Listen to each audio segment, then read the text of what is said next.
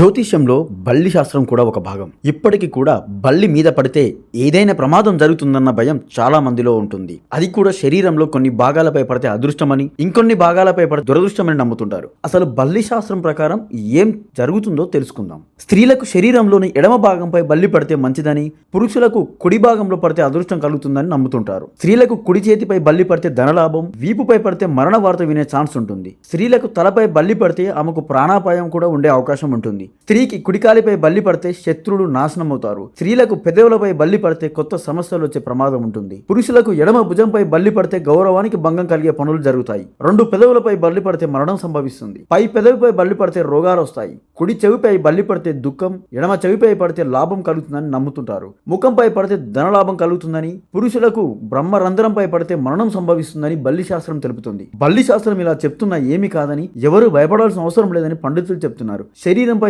బల్లి ఎక్కడ పడినా సరే వెంటనే స్నానం చేసి మీ ఇష్ట దైవాన్ని ప్రార్థించుకుంటే సరిపోతుందని, ప్రాణహాని ఉండదని పండితులు తెలిపారు.